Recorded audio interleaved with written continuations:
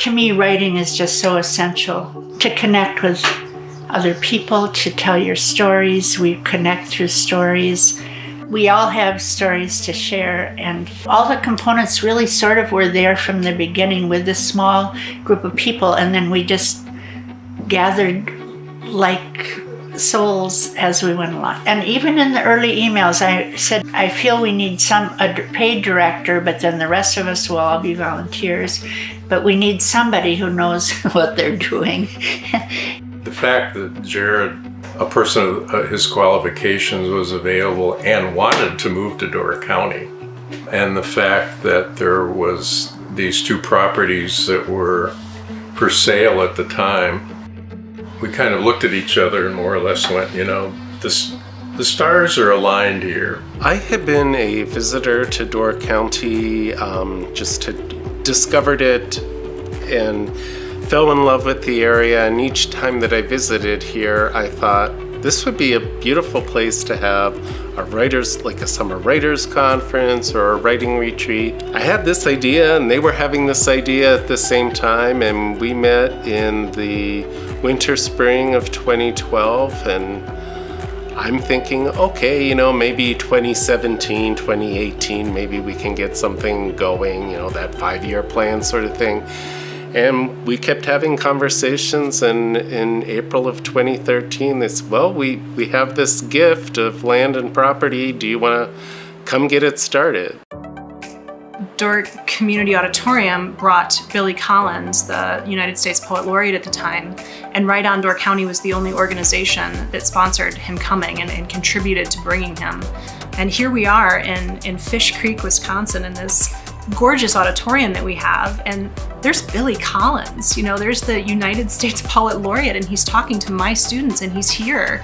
And I remember thinking, this organization is doing really powerful, important things.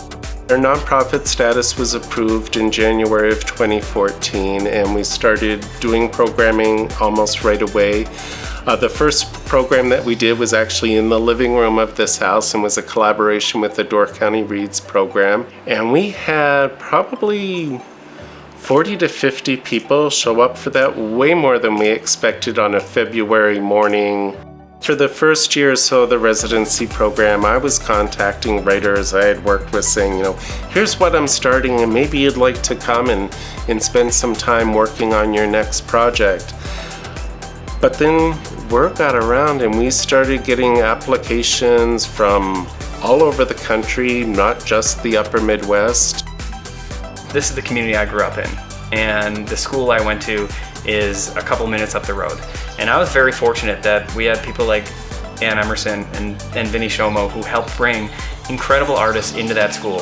I hope that we can further that, and we can see Door County becoming a place that is known as a haven for writers. This is a place you go to write, this is a place where great work comes out of, and that's where you go to get inspired.